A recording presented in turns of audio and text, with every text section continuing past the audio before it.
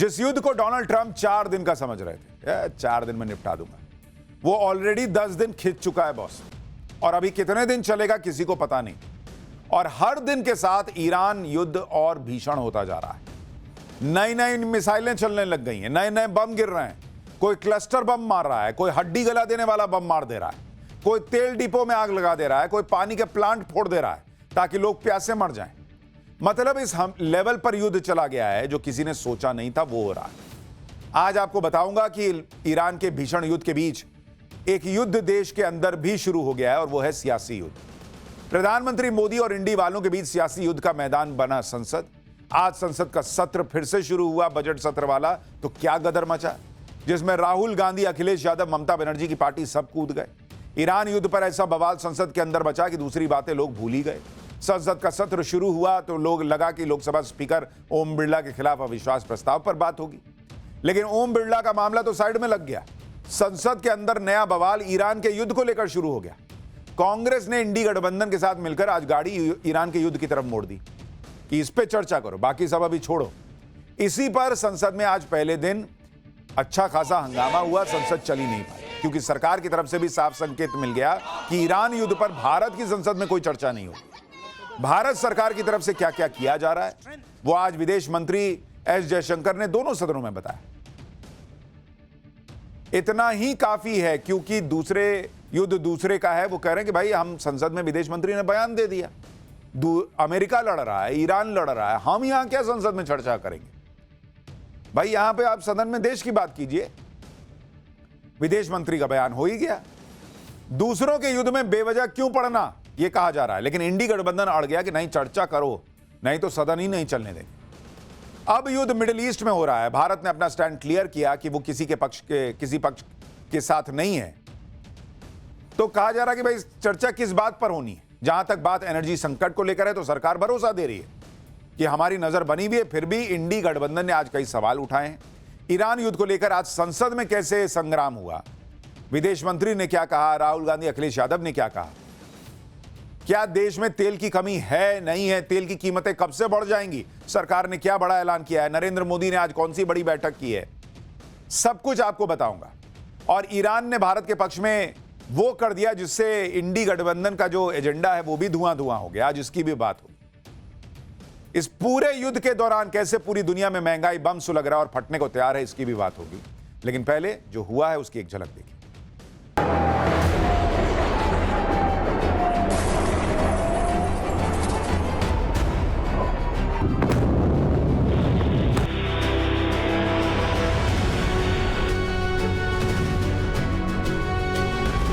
India is in favor of peace and urges a return to dialogue and diplomacy. US deal sign कर दी है मोदी जी ने, तो बहुत जबरदस्त चोट लगने वाली है देश को। सरकार अपना पक्ष साफ करे कि वॉर को वो किस तरीके से ले रहे हैं, उनका राय क्या है इस पर। इनका इंटरेस्ट राजनीति करके अपनी ओछी राजनीति को आगे बढ़ाने का है।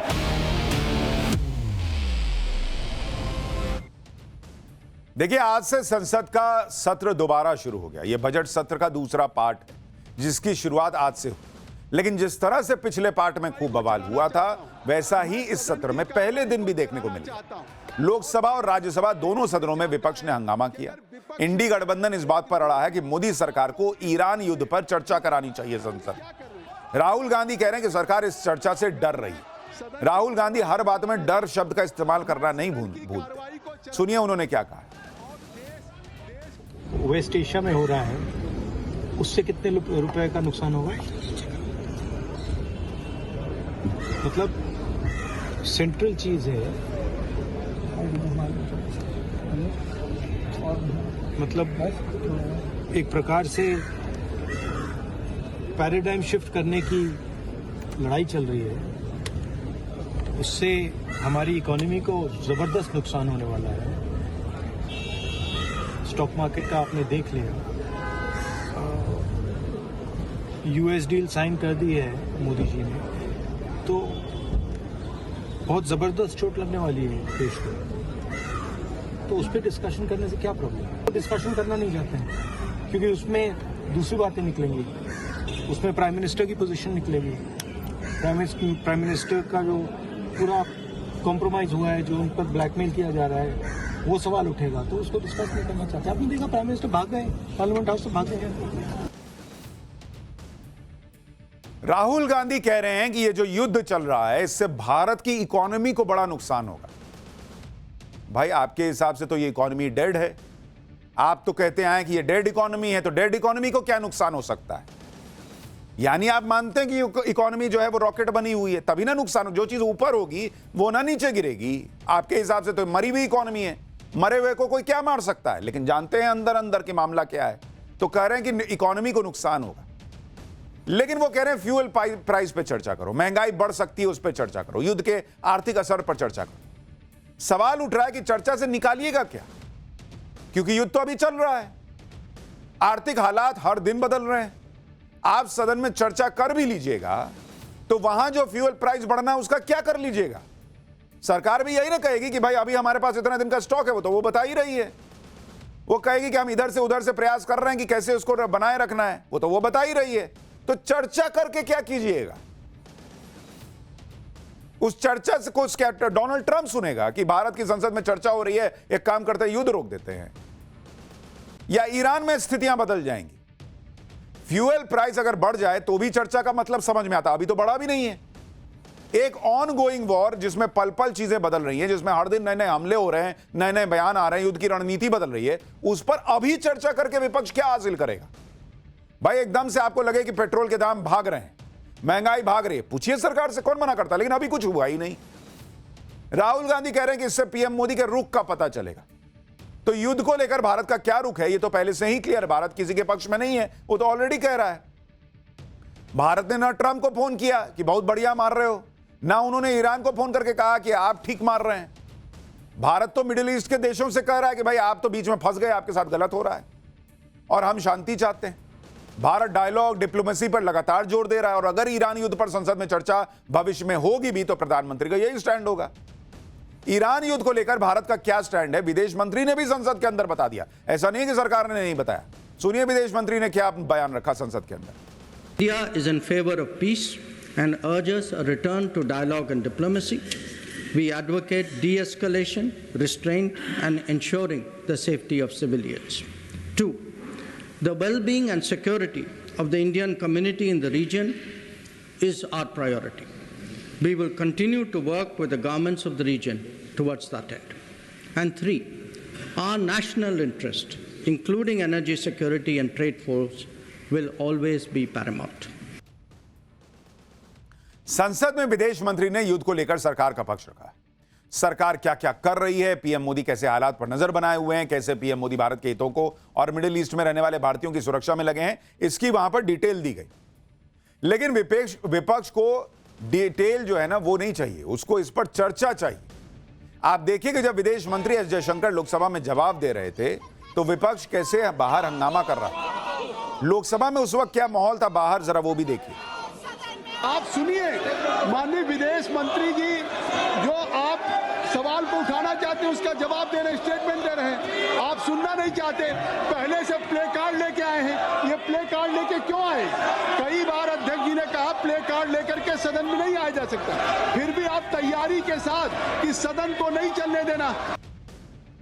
यानी सदन के बाहर भी बैनर पोस्टर लहराए गए और अंदर भी हंगामा हुआ, और वहां पूछा जा रहा है कि भाई अगर आप सवाल उठा रहे तो जवाब जो व्यक्ति देगा उसको सुनिएगा ना, विदेश मंत्री को सुनिएगा ना।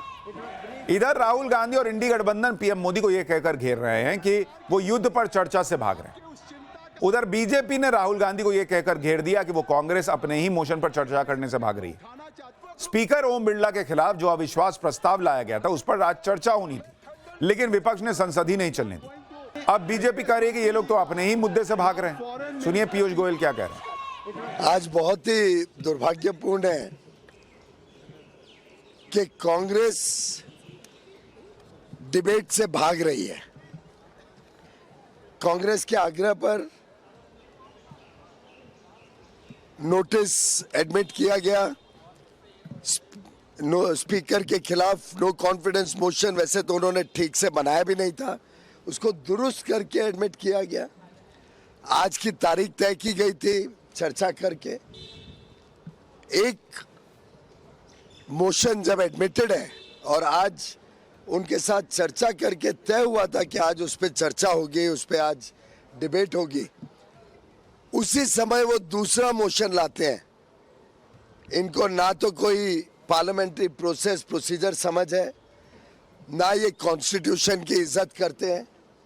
जब से Rahul Gandhi leader of opposition बने हैं, उनके मन में शायद संसद चलाने की इच्छा ही नहीं है।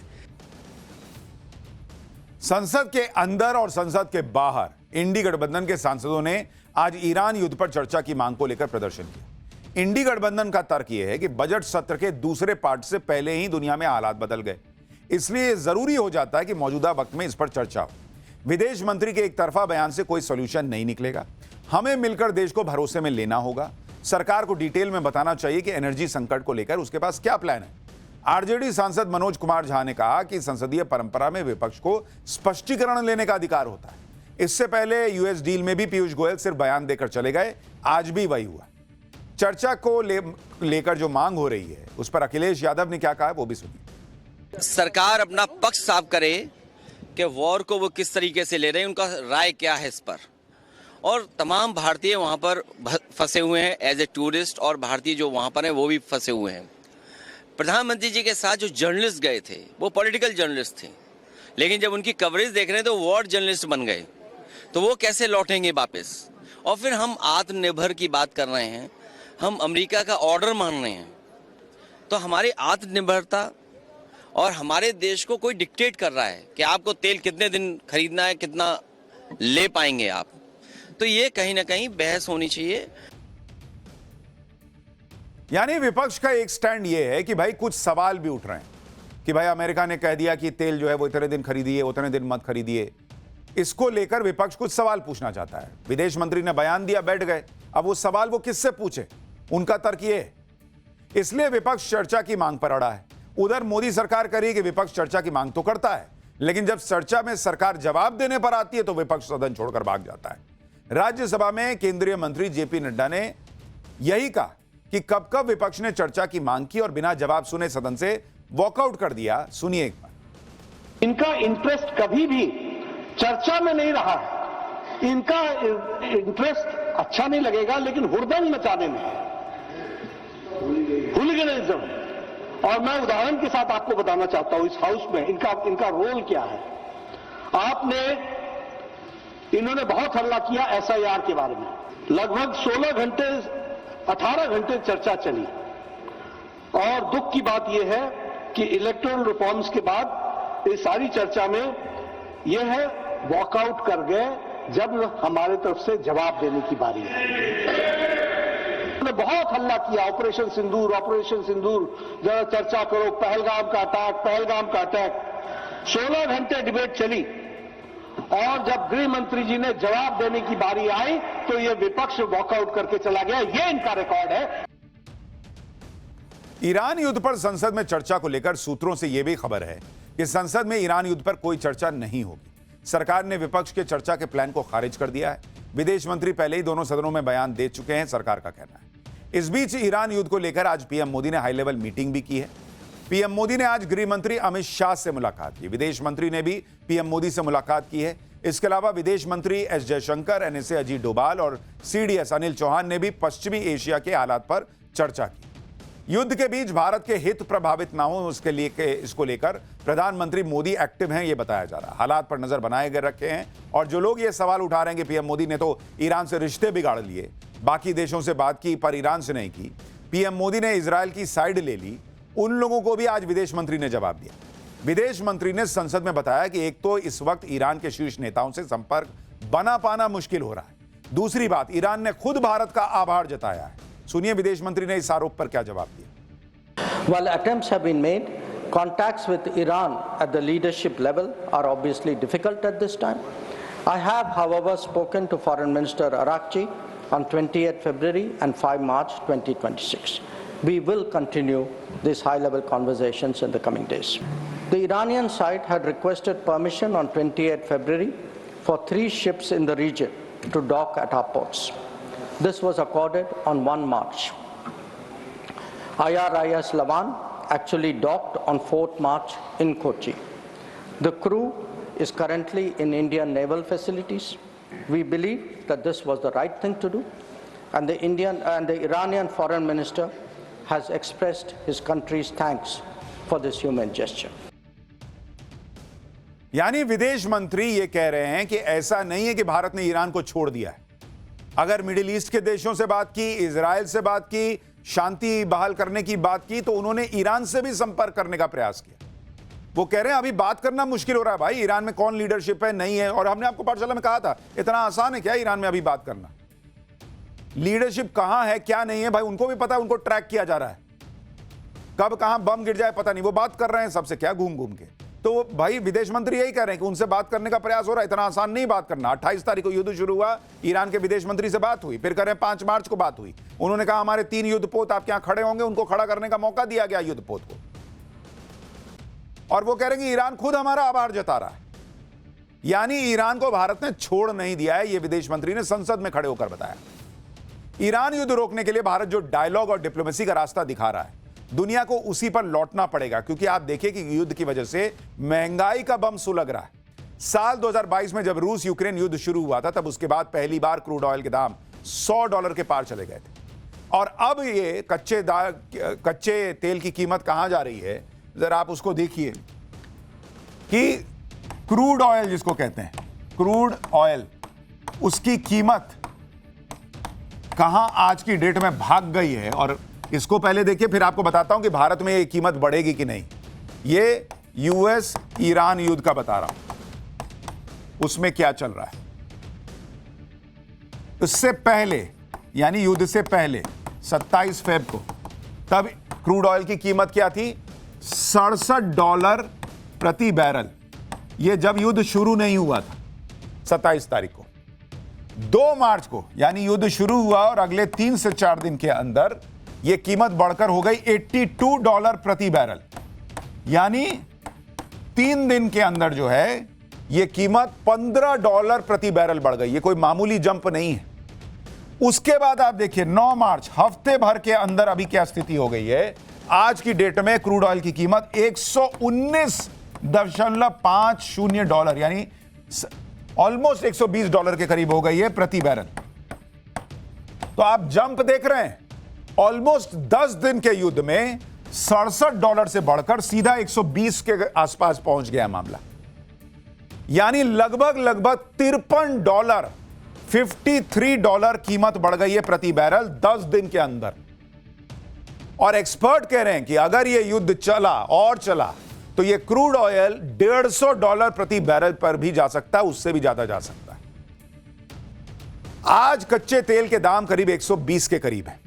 इससे हड़कंप मचा हुआ है। दुनिया के ताकतवर ग्रुप G7 ने इसे लेकर इमरजेंसी मीटिंग बुला ली है। कहा गया है कि तेल के दाम को काबू में करने के लिए जो इमरजेंसी ऑयल रिजर्व है, उसका इस्तेमाल किया जाएगा। अगर यह रिजर्व इस्तेमाल किया गया तो यह 2022 के बाद ऐसा पहला मौका होगा जब यह खबर आई कि G7 देश ऑयल रिजर्व का इस्तेमाल करेंगे। तब जाकर क्रूड ऑयल के दाम $120 से गिरकर करीब $104 प्रति बैरल पर आ गए। लेकिन यह तो टेम्पररी सॉल्यूशन है बॉस। अगर रफ्तार इसी तरह की रही, युद्ध भड़कता रहा, तो भाई हालात बेकाबू हो जाएंगे। और यही वजह है कि इसके लिए अमेरिका को कोसा जा रहा है। राष्ट्रपति ट्रंप पर सवाल उठ रहे हैं, क्योंकि वो तो युद्ध और महंगाई दोनों खत्म करने के वादों के साथ सत्ता में आए थे। लेकिन अब ट्रंप की युद्ध वाली सनक ने दुनिया का संकट बढ़ा दिया। शायद इसी सनक के चक्कर में ट्रंप हर चीज को खारिज कर रहे हैं। जो लोग ट्रंप को तेल की बढ़ी कीमतों के लिए दोषी ठहरा रहे हैं, ट्रंप उनको मूर्ख बता दे रहे हैं। ट्रंप का कहना है कि तेल के तो जो दाम बढ़े हैं वो कुछ ही दिनों के लिए हैं। उन्होंने कहा कि ईरान के न्यूक्लियर प्रोग्राम को खत्म करने के बदले ये बहुत छोटी कीमत है। और तुमको कहा किसने भाई कि ईरान का न्यूक्लियर हथियार खत्म कर दो? और वो तो पिछले अटैक में आपने कहा था कि खत्म कर दियो। 8 मार्च को social media platform truth social पर ट्रंप ने लिखा कि शॉर्ट टर्म ऑयल प्राइसेस जो ईरान के न्यूक्लियर थ्रेट के खत्म होने के बाद तेजी से गिर जाएंगे, अमेरिका और पूरी दुनिया की सेफ्टी और पीस के लिए बहुत छोटी कीमत है। सिर्फ मूर्ख ही अलग सोच सकते हैं। यानी भाई का हिसाब यह है कि मैं जो कर रहा हूं सनक में मैं करता रहूंगा, तुम मूर्ख हो। कौन मूर्ख है ना बॉस? दिख रहा है दुनिया को। और किसकी मूर्खता की वजह से पूरी दुनिया फंस गई है इसमें, वो पूरी दुनिया को दिख रहा है। अमेरिका में ट्रंप के लोग ये नैरेटिव बनाने में लगे हैं कि ये तो शॉर्ट टर्म पेन है लॉन्ग टर्म गेन के लिए। इस तरह का short term pain long term gain के मामले में चलता है, लेकिन ट्रंप और उनके लोग ईरान वॉर को जस्टिफाई करने के लिए जो नैरेटिव बना रहे हैं वो कैसे टिकेगा? अगर तेल के दाम में आग लगी रही तो दुनिया भर में हाहाकार मचेगा। ट्रंप से सवाल हो रहे हैं तो वो झल्ला रहे हैं। ईरान को भी मौका मिल गया, उसके विदेश मंत्री ने कह दिया कि ईरान पर हमला करके अमेरिका ने बड़ी गलती कर दी है। ट्रंप ने ईरान से जो युद्ध करके किया है उसका नाम रखा है ऑपरेशन एपिक फ्यूरी, लेकिन ईरान ने कह दिया कि यह ऑपरेशन एपिक फ्यूरी नहीं है, यह ऑपरेशन एपिक मिस्टेक है। ईरान के विदेश मंत्री कह रहे हैं कि ऑपरेशन एपिक मिस्टेक के 9 दिन बाद तेल की कीमतें दोगुनी हो चुकी हैं, सभी कमोडिटी आसमान छू रही है। वो क्या गलत कर रहे हैं? वो तो सही कर रहे हैं। और अमेरिका कह रहा है कि भाई हम जो है ईरान का परमाणु हथियार फोड़ना चाहते हैं, परमाणु संयंत्र फोड़ना चाहते हैं। वहां समुद्र में है क्या? जो उसके शिप गिरा रहे हो, फोड़ रहे हो, वो शिप में रखा हुआ है परमाणु बम। वहां जो रिहायशी इलाके में ये घर फोड़ रहे हो, स्कूल में बम गिरा रहे हो, पानी के जो जगह है वहां पर फोड़ रहे हो, वहां पर रखा हुआ है क्या परमाणु बम? दुनिया मूर्ख है नहीं डोनाल्ड ट्रंप, आप समझते हो कि दुनिया मूर्ख है और इसलिए ऐसी बातें करते हो। ईरान लंबी लड़ाई के लिए तैयार है। अगर लड़ाई लंबी चल गई तो फिर क्या होगा उसका ट्रेलर दुनिया ने देख लिया है। फिर भी ट्रंप ऐसा दिखा रहे हैं कि ऑयल के दाम बढ़ भी गए तो क्या ही हो गया। लेकिन उनकी खुद की सरकार कितने प्रेशर में है वो आप इस बात से समझिए कि जो अमेरिका कह रहा था कि उसने भारत को 1 महीने तक रूस से तेल खरीदने की इजाजत दी है, वही अमेरिका आज भारत से बार बार रिक्वेस्ट कर रहा है कि भारत रूस का तेल खरीदे। अमेरिका के एनर्जी सेक्रेटरी क्रिस राइट ने कहा है कि यूएस ने भारत से समुद्र में पहले से मौजूद रूसी तेल को खरीदने और उसे भारतीय रिफाइनरीज में भेजने की अपील की है, ताकि पश्चिमी एशिया में चल रहे संघर्ष के बीच तेल सप्लाई की कमी और कीमतों में उछाल के डर को कम किया जा सके। यानी अमेरिका अब यह खुद चाहता है कि रूस का जो तेल समंदर में है, जो तेल चीन की रिफाइनरी में जाना है, उसे भारत ले ले, क्योंकि चीन के यहां जाने में, अनलोड होने में 6 हफ्ते का वक्त लगेगा। तो अमेरिका कह रहा है कि इससे अच्छा है रूस के उस तेल को भारत की रिफाइनरी में ले जाया जाए। युद्ध तुम लड़ो, दुनिया पे महंगाई का बम तुम फोड़ो, तेल की कीमतें तुम्हारी वजह से बढ़े, और उसके बाद तुम बताओ कि एक काम करो, ये वाला तेल तुम ले लो, वो वाला तुम ले लो, ये वाला तुम ले लो।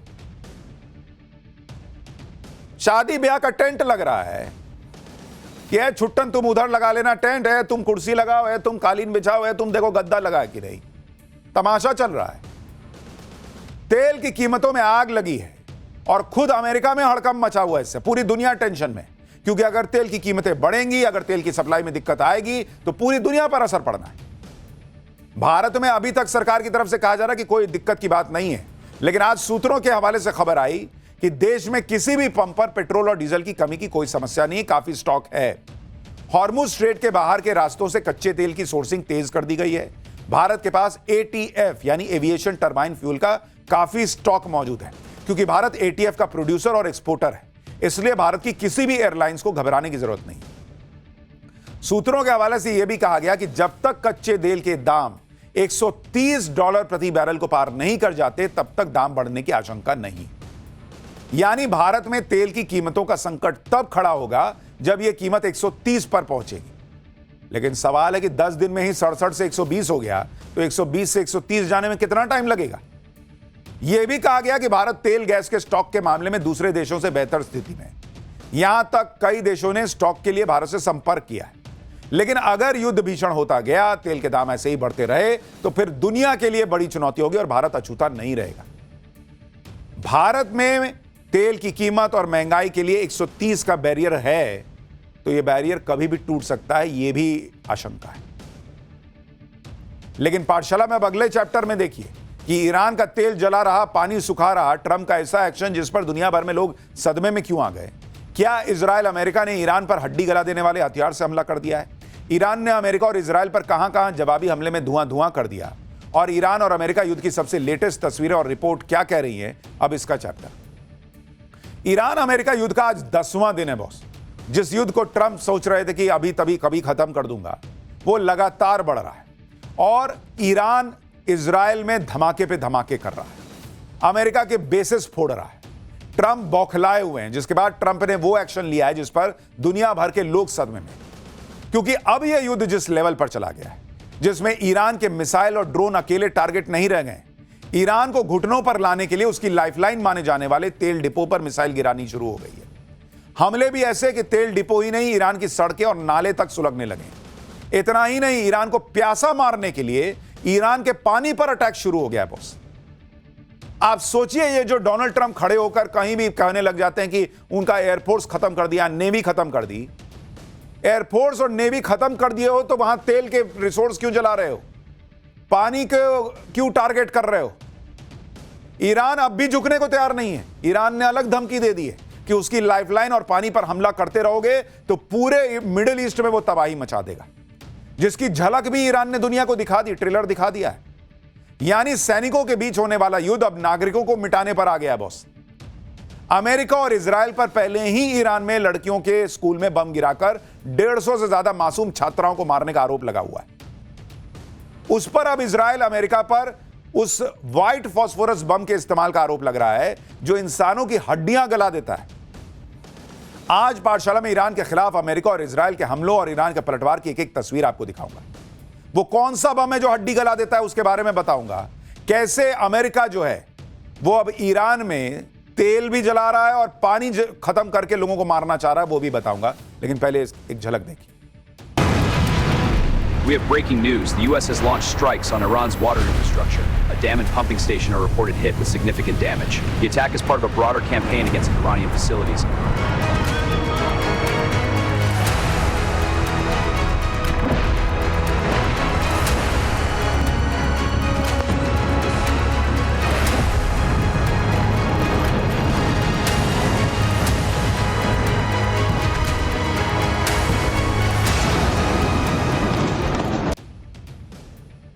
देखिए, ईरान का युद्ध अब ऐसा भीषण हो गया है कि ना अमेरिका इजराइल रुक रहे हैं और ना ईरान झुक रहा है। कोई क्लस्टर बम मार रहा है, कोई व्हाइट फास्फोरस बम मार दे रहा है, कोई तेल के डिपो उड़ा रहा है, कोई पानी के प्लांट फोड़ दे रहा है। तेहरान से आई इन तस्वीरों को आप देखिए बॉस। हवाई हमलों के बाद तेल डिपो से आग की ऊंची ऊंची लपटें उठती देख रहे हैं। भयानक आग है बॉस तेहरान में। आग इतनी भयंकर है कि पूरे इलाके में रात में उजाला हो गया बॉस। एक बार फुल फ्रेम तस्वीर दिखाइए, आप देख रहे हैं भयानक बम फूटा है वहां पर। और उसके बाद तेल डिपो में जो आग लगी है, बाप रे बाप। ये ईरान की तस्वीरें आपको दिखा रहा हूं तेहरान की। एक और तस्वीर देखिए, इसे तेहरान की सड़कों से गुजरते हुए किसी शख्स ने अपने कैमरे में रिकॉर्ड किया है, जिसमें ऑयल डिपो से आग के साथ ही धुएं का भयंकर गुबार उठता दिख रहा है। ईरान के ऑयल डिपोज पर अमेरिका इजराइल के हमलों के बाद इसी तरह आग लगी हुई नजर आ रही है और काफी ऊंचाई तक धुआं फैला दिख रहा है। ऐसा लग रहा है जैसे फोटो में नहीं आता था परमाणु बम फटा तो ऐसा हो गया, उस टाइप का लग रहा है। लेकिन ये तेल डिपो में आग लगी। ईरान के ऑयल डिपो में बमबारी से भड़की आग सिर्फ डिपो तक सीमित नहीं रही, ईरान की सड़कें और गलियां भी इससे सुलग रही। ऑयल डिपो से निकला तेल उस इलाके की सड़कों के किनारे बने नालों तक में पहुंच गया और उसमें भी आग लग गई है। इस तस्वीर को आप देखिए, तेल डिपो में हमले के बाद कैसे एक सड़क पर बह रहे नाले में अचानक आग भड़क उठी, जिसकी वजह से वहां अफरा तफरी मच गई। दिखाइए एक बार।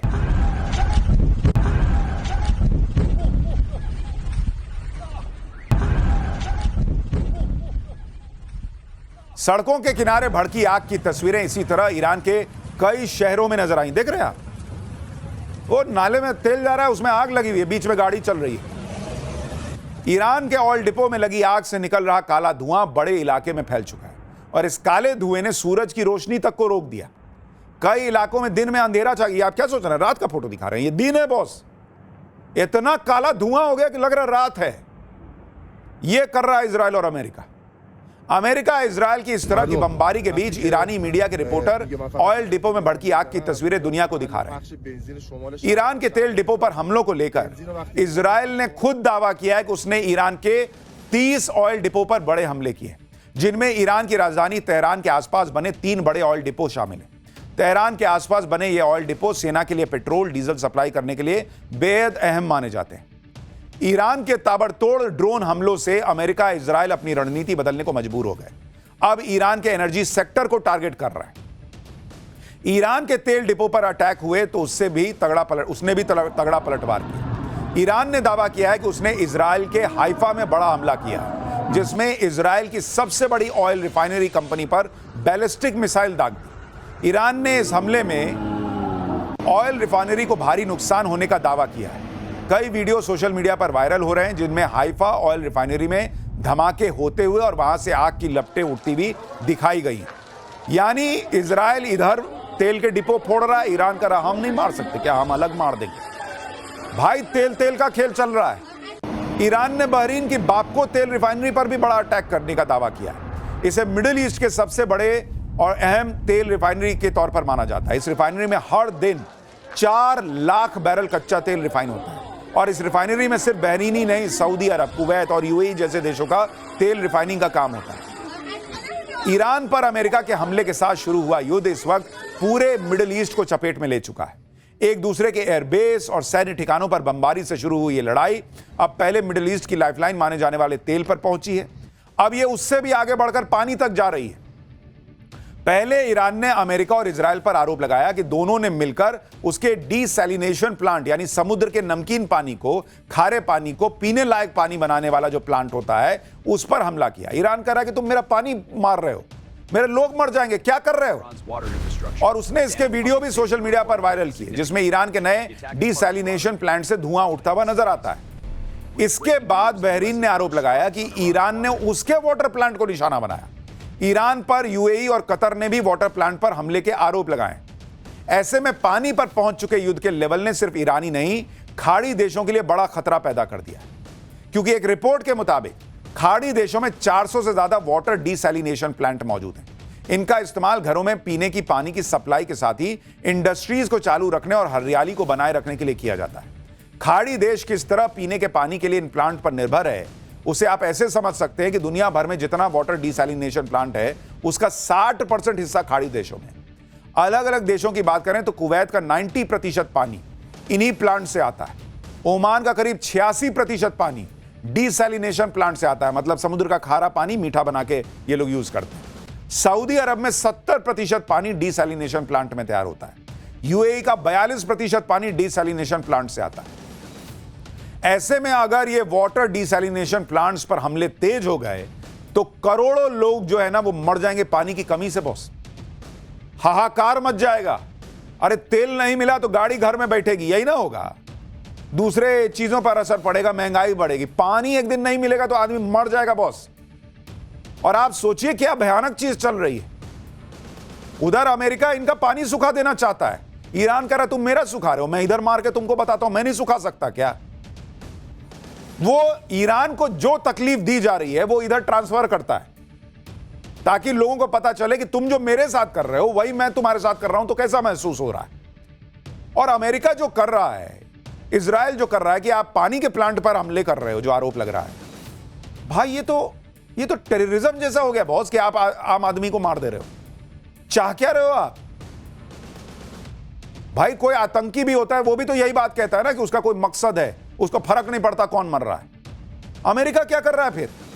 ये टेररिज्म नहीं है क्या? क्योंकि तुम देश हो, कोई ऑर्गेनाइजेशन नहीं हो तो तुम जो चाहे कर सकते हो।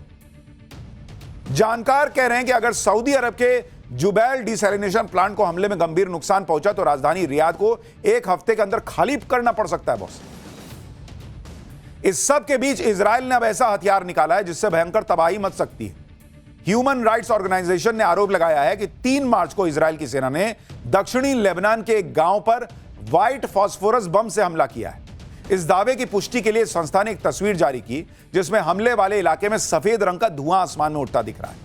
हालांकि फास्फोरस बम के इस्तेमाल की अभी पुष्टि नहीं हुई है, लेकिन यह व्हाइट फास्फोरस बम एक ऐसा हथियार है जिसके इस्तेमाल पर कई तरीके के प्रतिबंध लगे हुए हैं। जैसे घनी आबादी के बीच इस तरह के बम का इस्तेमाल नहीं किया जा सकता क्योंकि इसे रासायनिक हथियारों की कैटेगरी में गिना जाता है। व्हाइट फास्फोरस बम को इसलिए खतरनाक माना जाता है क्योंकि जब इसका सफेद फास्फोरस जलता है तो इसके केमिकल रिएक्शन से बहुत गर्मी पैदा हो जाती है और यह गर्मी करीब 800 से 1300 डिग्री सेल्सियस तक हो सकती है। इस गर्मी से इलाके के इंसान, जानवर, पेड़ पौधे सब जलकर राख हो जाते हैं बॉस। व्हाइट फास्फोरस बम सफेद फास्फोरस और रबर को मिलाकर तैयार होता है जो ऑक्सीजन के संपर्क में आते ही आग पकड़ लेता है और इतना भयंकर होती है यह आग कि इसे पानी से बुझाना मुश्किल हो जाता है। जब तक इलाके में ऑक्सीजन या बम में मौजूद व्हाइट फास्फोरस खत्म नहीं हो जाता तब तक तबाही मचाता रहता है। सफेद फास्फोरस इंसान के शरीर या जमीन या किसी चीज पर चिपकने के बाद बेहद खतरनाक रूप से जलता है। यह इंसान की बॉडी के टिश्यू के अंदर चला जा सकता है, हड्डियों को गला सकता है। इसके संपर्क में आने वाली व्यक्ति की जान का बचना नामुमकिन माना जाता है। इजराइल ने साल 2009 में यह माना था कि उसने गाजा पट्टी पर हमले के दौरान इस बम का इस्तेमाल किया था। अब आरोप लग रहा है कि ऐसा ही बम फिर इस्तेमाल किया इजराइल ने। साल 1977 के जिनेवा कन्वेंशन में व्हाइट फास्फोरस बम के इस्तेमाल पर प्रतिबंध लगाया जा चुका था और 1997 में यह तय हुआ था कि अगर रिहायशी इलाकों में इसका इस्तेमाल किया गया तो इसे केमिकल वेपन माना जाएगा। रूस ने भी इस कन्वेंशन पर साइन किए हुए, इसलिए इजराइल पर व्हाइट फास्फोरस बम के इस्तेमाल के आरोप पर रूस भड़क गया। रूस के सरकारी टीवी के दिए एक इंटरव्यू में क्रेमलिन के प्रवक्ता ने कहा कि आज के दौर में दुनिया ने वो सब खो दिया है जिसे अंतरराष्ट्रीय कानून कहा जाता था। उन्होंने सवाल उठाया कि जब कानून का कोई वजूद ही नहीं बचा तो भला किसी से इन नियमों और सिद्धांतों को मानने के लिए कैसे कहा जा सकता है। यही नहीं, रूस ने अब राष्ट्रपति पुतिन के उस पुराने प्रस्ताव को आगे बढ़ाया है जिसमें संयुक्त राष्ट्र सुरक्षा परिषद के 5 स्थायी देशों की इस तरह के मुद्दों पर बैठक बुलाने की सलाह दी गई थी। हालांकि लोग तो सवाल पूछ रहे हैं कि संयुक्त राष्ट्र यूनाइटेड नेशन है किस बात के लिए? खाली बैठ के मीटिंग खेलने के लिए? खेलिए मीटिंग, अलुआ मीटिंग खेल रहे हैं आप, कुछ नहीं कर पा रहे आप दुनिया भर में। अमेरिका का जहां मन वहां मार दे रहा। क्या कर रहा है यूनाइटेड नेशन, बताइए जरा। WHO ने क्या कर लिया था चीन के खिलाफ? किस बात की ये संस्थाएं? कुछ नहीं। बड़ा बड़ा बिल्डिंग बनाओ, बैठो उसमें, एसी में रहो, बड़ी बड़ी गाड़ियों में घूमो। अरे हम यूनाइटेड नेशंस में काम करते हैं, अरे हम WHO में काम करते। क्या हो काम, ये तो बताओ। एक युद्ध तुमसे नहीं रुकता। फास्फोरस बम के इस्तेमाल पर मचे बवाल के बीच अमेरिका युद्ध के पहले ही दिन ईरान में लड़कियों के एक स्कूल में मिसाइल गिराने के मामले में घिरता दिख रहा है। दरअसल Dutch fact checking group Bellingcat's, the New York Times और द वॉशिंगटन पोस्ट की जांच में बताया गया है कि ईरान में जिस स्कूल पर हमला हुआ उसमें अमेरिका की सबसे घातक मिसाइलों में एक टॉम हॉक का इस्तेमाल किया गया। ईरान ने इस हमले से जुड़ा एक वीडियो भी जारी किया है। दावा किया जा रहा है कि इस वीडियो में भी इसी तरह की मिसाइल यानी टॉम हॉक मिसाइल स्कूल के ऊपर गिरती दिख रही है और एक्सपर्ट्स का दावा है कि युद्ध में शामिल देशों में सिर्फ अमेरिका के पास ही इस तरह की मिसाइल है। जबकि अब तक ट्रंप ईरान के स्कूल के लिए इजराइल को जिम्मेदार ठहराने की कोशिश कर रहे थे और इजराइल इसके लिए ईरान को जिम्मेदार बता रहे थे। आप सोचिए कि छोटे छोटे 160 बच्चे मर गए।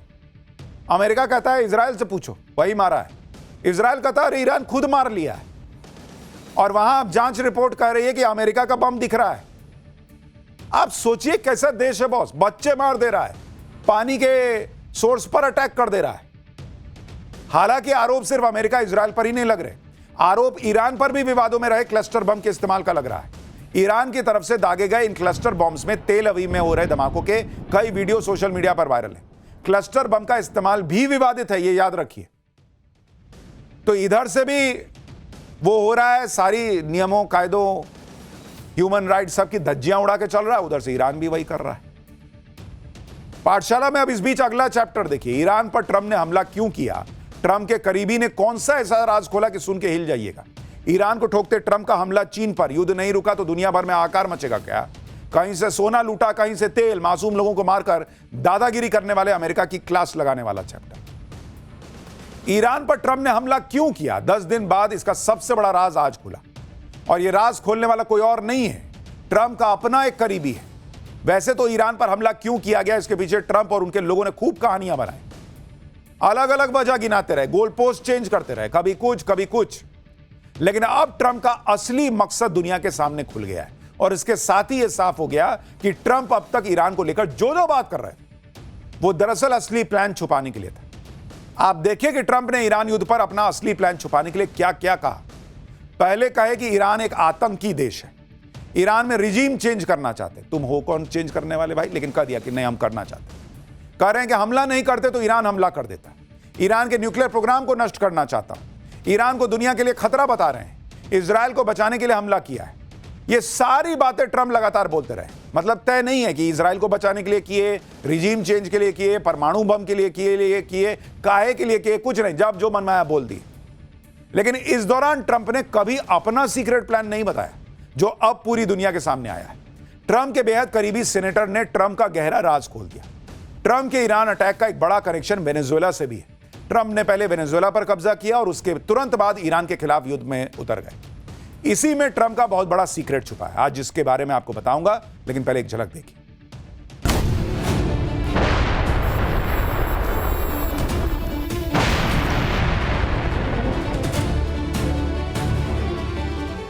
Their military is almost non-existent, if you will. We could hit their military itself very hard, but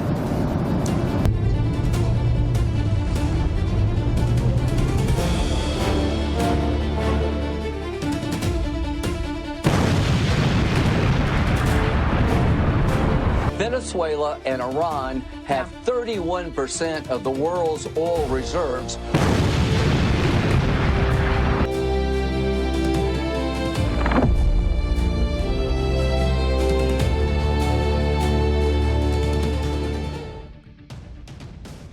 दुनिया में दो चीजें ऐसी हैं जो सबको चाहिए और सब उस पर कब्जा करने के लिए कुछ भी करने को तैयार है। एक तेल, दूसरा सोना। और यही दो चीजें ऐसी हैं जो दुनिया चला रही है। जिसके पास तेल है, जिसके पास गोल्ड है, वो दुनिया का राजा है। और इसी के लिए युद्ध होते रहे, इसी के लिए बम बरसते रहे, सरकारें गिराई जाती रही हैं, देश तबाह किए जाते रहे, तख्ता पलट होता रहा है। वेनेजुएला से लेकर ईरान तक यही हो रहा है और अमेरिका का तो पूरा इतिहास ही ऐसा है। अब ईरान के मामले में यही खुलासा हुआ है। अमेरिका में रिपब्लिकन पार्टी के एक सीनेटर हैं लिंडसे ग्राहम, जिनको ट्रंप का बहुत करीबी और खास माना जाता है। लिंडसे ग्राहम ने ईरान पर हमले के पीछे का असली राज खोल दिया है। रिपब्लिकन सीनेटर लिंडसे ग्राहम ने एक टीवी प्रोग्राम में खुलेआम कहा बॉस कि ईरान के तेल पर अमेरिका की नजर है। वेनेजुएला की तरह ईरान पर कंट्रोल चाहते हैं। ईरान और वेनेजुएला के पास दुनिया का 31% तेल भंडार है। इतने बड़े तेल भंडार पर अमेरिका का नियंत्रण होगा। इससे अमेरिकी अर्थव्यवस्था को फायदा होगा। सबसे बड़ी बात कि इससे चीन को बड़ा झटका लगेगा। चीन इन दोनों देशों से तेल खरीदता रहा है। ईरान पर अमेरिका का कंट्रोल चीन के लिए बुरे सपने जैसा होगा। यानी सीधा हिसाब वही है बॉस जो हम आपको पाठशाला में बोलते रहे। ना तो ईरान के परमाणु कार्यक्रम से इनको कोई खतरा था, ना ही ईरान किसी पर हमला करने जा रहा था, ना ही ईरान में सत्ता परिवर्तन कराना इनका असली मकसद था। पूरा खेल तमाशा तेल का है बॉस। इनको पूरे दुनिया में तेल जहां जहां है वहां घुसना है और लूटना है। अमेरिका एक गुंडागर्दी करता हुआ देश दिख रहा है, एक लुटेरा देश दिख रहा है कि जहां तेल है लाओ मुझे दो, मैं उसका इस्तेमाल करूंगा। सुनिए लिंडसे ग्राहम, डोनाल्ड ट्रंप के करीबी, खुद अपने मुंह से बता रहे हैं। Venezuela and Iran have 31% of the world's oil reserves. We're going to have a partnership with 31% of the known reserves. This is China's nightmare. This is a good investment, and we should applaud our men and women in the military who are doing something I've never seen done before. आपको क्या लगता है Donald Trump अकेले सनकी हैं? उनके साथ का हर आदमी सनक में डूबा हुआ है। वो कह रहा है मुझे प्राउड है कि हम ऐसा कर रहे हैं। ये तो पूरी दुनिया को पता है कि जहां कहीं भी तेल दिखता है अमेरिका उस तेल पर कब्जा करने के लिए कूद जाता है। फिर आगे पीछे कुछ नहीं देखता बॉस। लोग तो इस बात का मजाक उड़ाते रहे, मीम बनाते रहे कि अगर खाने के तेल में ज्यादा तेल दिख जाए, खाने में तेल ज्यादा दिख गया तो कड़ाही में अमेरिका कूद जाएगा। ये इन लोगों का हाल है। उत्तर कोरिया पर ट्रंप हमला क्यों नहीं करते लोग पूछते हैं। किम जोंग भी तो धमकी देता रहता है, परमाणु हथियार होने का दावा खुलेआम करता है। ईरान में परमाणु बम तो अभी तक दिखा नहीं। उत्तर कोरिया तो खुले कहता है कि उसके पास है। वहां क्यों नहीं जाते डोनाल्ड ट्रंप अमेरिका? क्योंकि उत्तर कोरिया के पास ना तो तेल है ना सोना है। ऊपर से वो ऐसा सनकी है कि परमाणु बम भी फोड़ देगा, इनको पता है। वेनेजुएला पर भी तेल के लिए अमेरिका ने हमला किया। वहां के राष्ट्रपति को उठा के ले आए, किडनैपिंग कर लिए बॉस। वेनेजुएला में दुनिया का सबसे बड़ा कच्चे तेल का भंडार है। अब इसीलिए ईरान पर हमला किया, ईरान के तेल पर कब्जा करने के लिए युद्ध छेड़ दिया और दुनिया को बता रहे हैं कि देखो हम तो तुम्हारे लिए कर रहे हैं। अरे मत करो, जाओ। वेनेजुएला का मामला ट्रंप ने क्लोज कर दिया। अब ईरान की बारी है। ये सोचे थे कि खामनेई को मार देंगे, वहां जैसे मादुरो को उठा लिए, खामनेई को मारेंगे, ईरान घुटनों पे गिरेगा, अपना कोई वहां पपेट बैठा देंगे कठपुतली, अब पूरा तेल उठा लेंगे। क्योंकि ईरान में दुनिया का तीसरा सबसे बड़ा तेल भंडार है। ऊपर से उस तेल की क्वालिटी बहुत अच्छी। ईरान के अलावा अन्य खाड़ी देशों के साथ अमेरिका के संबंध अच्छे हैं। ईरान ही वो देश है जो अमेरिका को आंख दिखाता रहता है, इसलिए ईरान पर हमला ही कर दिया। ईरान में करीब 209 बिलियन बैरल तेल का भंडार है। ग्लोबल सप्लाई का 4.5% तेल ईरान प्रोड्यूस करता है। प्रतिदिन करीब 3.3 मिलियन बैरल तेल का उत्पादन। ईरान का सबसे बड़ा तेल खरीदार चीन है। 2025 में चीन ने ईरान के तेल निर्यात का 90% से ज्यादा खरीदा था, क्योंकि बाकी देश उस तरह से खरीद ही नहीं सकते। अमेरिका ने सैंक्शन लगा रखा था। ईरान के तेल भंडार पर अगर अमेरिका का कंट्रोल हो गया तो चीन की परेशानी बढ़ जाएगी। और यही ट्रंप का प्लान भी है कि एक तो तेल ले लो, ऊपर से चीन के साथ खेल कर दो। ट्रंप ने पहले ही वेनेजुएला पर कब्जा कर लिया। वहां के राष्ट्रपति मादुरो अरेस्ट है अमेरिका की कैद में। वेनेजुएला में दुनिया का सबसे बड़ा कच्चे तेल का भंडार है जो अब अमेरिका के कंट्रोल में। अगर ईरान के ऑयल रिजर्व पर अमेरिका का कंट्रोल हो जाता है तो ट्रंप के हाथ वो खजाना लग जाएगा जिससे अमेरिका ऑयल किंग हो जाएगा। भाई अगर आप देखेंगे इस वक्त हालत क्या है वेनेजुएला, उसको अगर आप देखेंगे वेनेजुएला, वहां पर 303 बिलियन, कह रहा हूं मिलियन नहीं, बिलियन बैरल तेल मौजूद है। 303 बिलियन बैरल तेल का भंडार है और दुनिया का 17 से 19% कच्चा तेल ये कहां पे है बॉस?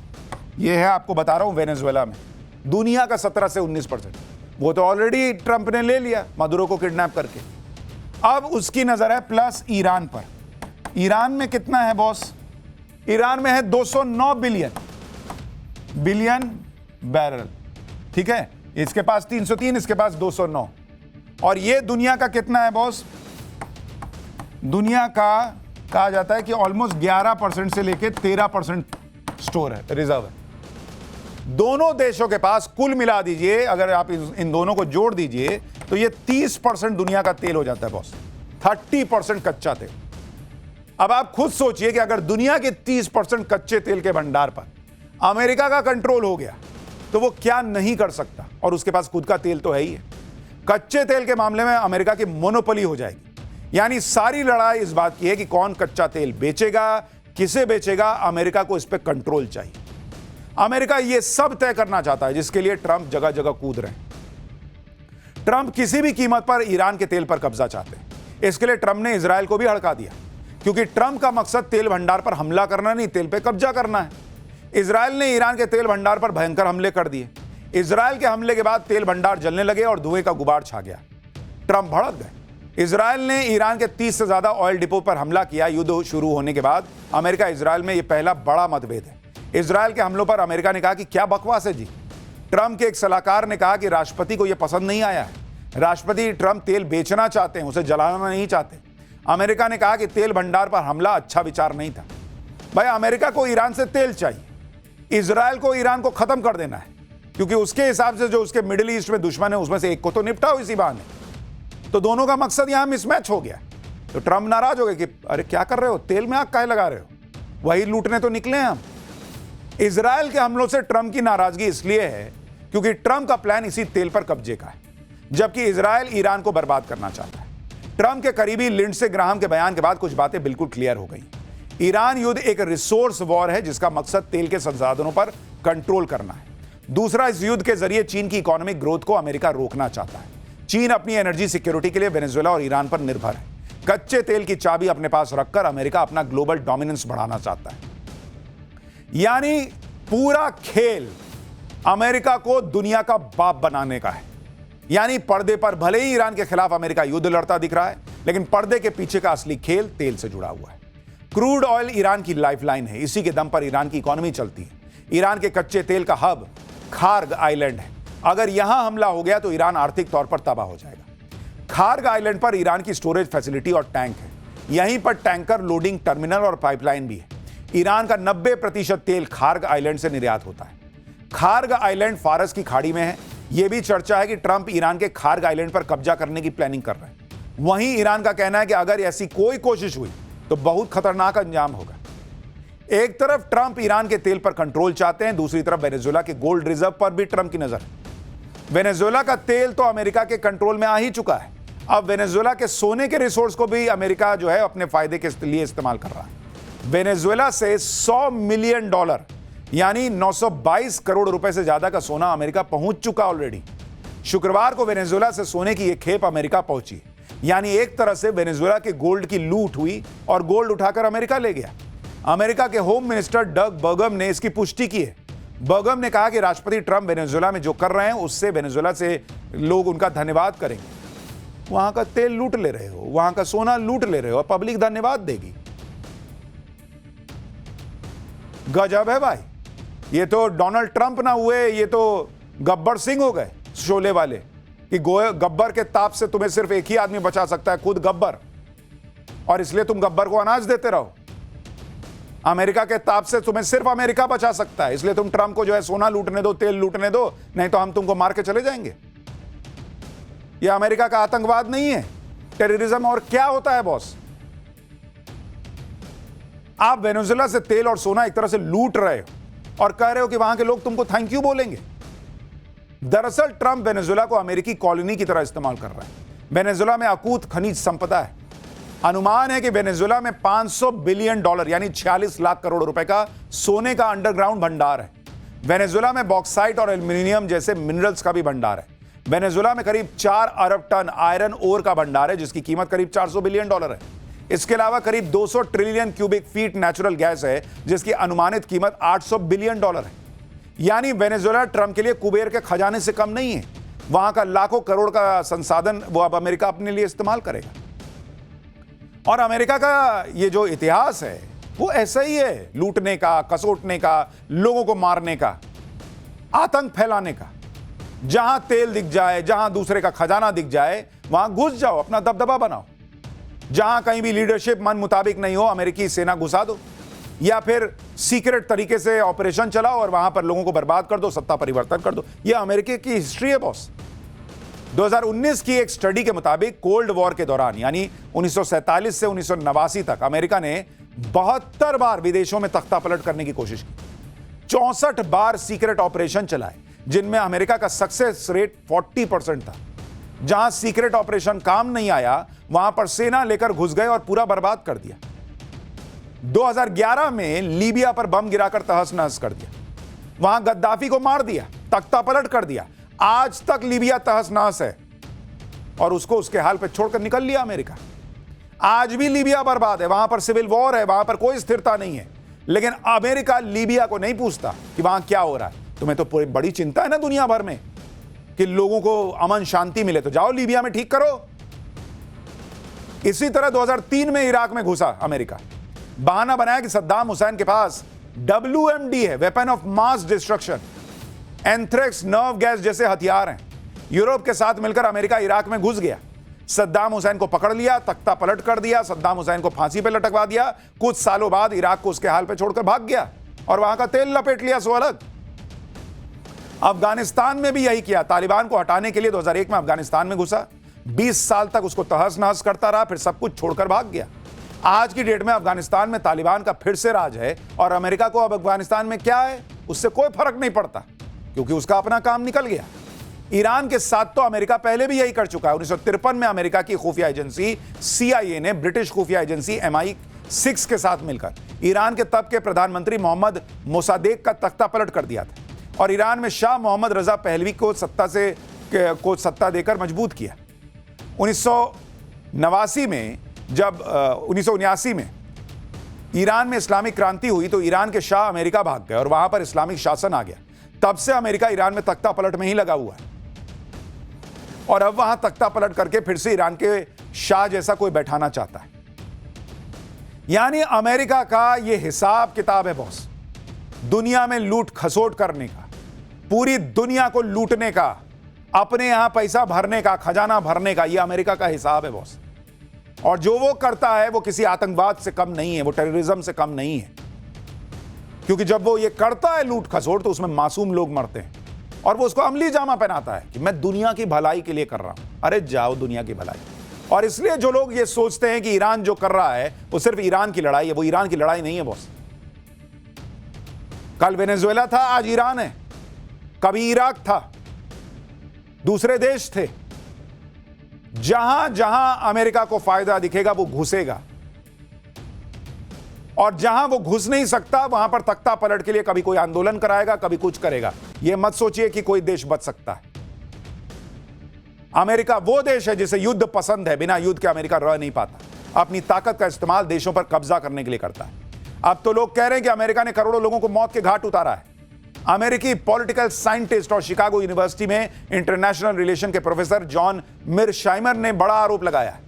प्रोफेसर मिरशाइमर ने कहा है कि 1971 से लेकर 2021 तक अमेरिका ने दुनिया में 3 करोड़ 80 लाख लोगों को मारा है। ये वो खुद कह रहे हैं बॉस। लेकिन ये अमेरिका का आतंकवाद नहीं है, क्योंकि वो देश बड़ा है बॉस अपने हिसाब में। वो दुनिया का नंबर 1 देश मानता है खुद को। और जब आप ताकतवर होते हैं तो किसी को मारते हैं तो दुनिया की भलाई का अमली जामा पहनाकर मार सकते हैं। क्या कीजिए, चल रहा है ये। For more of such videos, do like, share and subscribe to ET Now Swadesh.